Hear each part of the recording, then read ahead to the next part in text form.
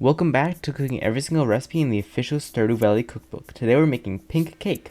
Don't forget to subscribe and vote for to make next in the comments below. And check out my other channel, link in the description. You're going to start this recipe off by making the jam.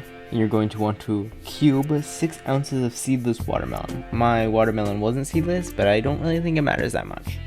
And then you're going to also want to cut up, finely chop, 6 ounces of fresh strawberries hulled. I think hull just means cutting off the stems. That's just what I did. I could have looked it up, but I didn't. And then you're going to zest a lemon and juice the same lemon, but this juice is not for at the same time. You can put the strawberries and the lemon zest in the same bowl because they get out at the same time. Once you're done prepping everything, you're going to then put your watermelon, a third cup of sugar, and a pinch of salt into a blender and blend it until smooth. Then you're going to put that watermelon mixture into a saucepan over medium heat along with the strawberries and lemon zest. And you're going to simmer that for 20 minutes until it starts to thicken and turns darker. Then you're going to add 2 tablespoons of cornstarch, 3 tablespoons of water, and 1.5 tablespoons of fresh lemon juice.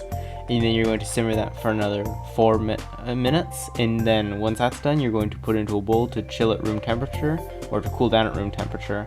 And then you're going to put it in the fridge for at least 2 hours or until overnight. Next, in a sieve over a medium bowl, you're going to add 2.5 cups of all-purpose flour, 1.25 teaspoons of baking powder, and 1.25 teaspoons of baking soda. And then you're going to butter 2 9-inch pans and add a round of parchment paper to the bottom, and then add more butter to that, and preheat the oven to 350 Fahrenheit. Now in a medium bowl, you're going to beat together the 1.25 cups of unsalted butter and 1.5 cups of granulated sugar with an electric hand mixer. I used too little butter here because I underestimated how much it was actually 1.5 cups, but it still worked fine. It still tastes good. It tasted delicious, but whoops. Now you're going to beat in a tablespoon of vanilla bean paste or vanilla extract and 2 duck eggs one at a time. And then you're going to add the dry mixture a third at a time, along with half of 1.5 cups of buttermilk, and then the next third of the dry mixture, and then the other half of the buttermilk, and finally the third. And then you're going to evenly divide that between your 2 pans, and lightly drop them on a flat surface to knock out all the air bubbles and to flatten out the top. And then you're going to put them in the oven for 35 minutes, rotating it once after 20 minutes.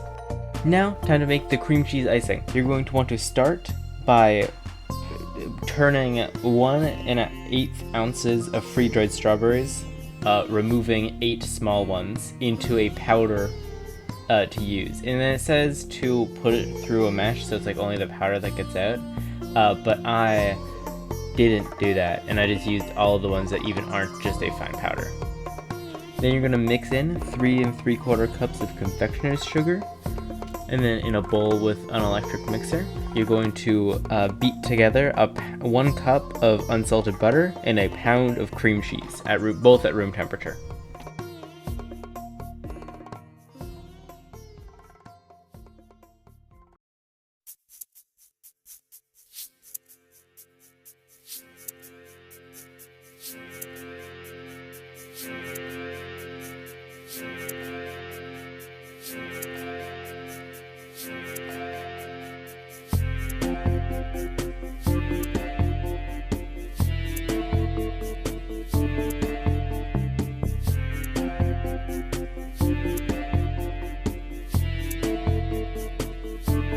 Now, while beating on low, you're going to mix in a cup of the icing sugar mixture in at a time until it's all mixed together and incorporated.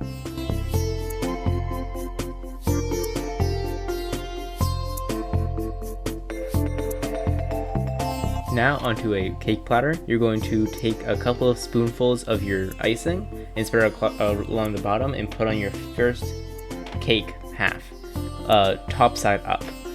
You're then going to pipe a ring around the edge to then put your jam on inside. Keep making sure the jam is evenly spread and inside the icing ring.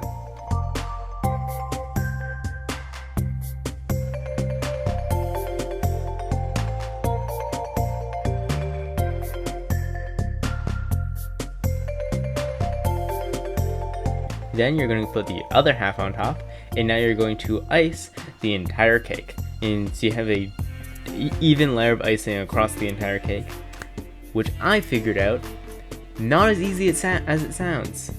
I struggled, but it doesn't look great, but it was yummy.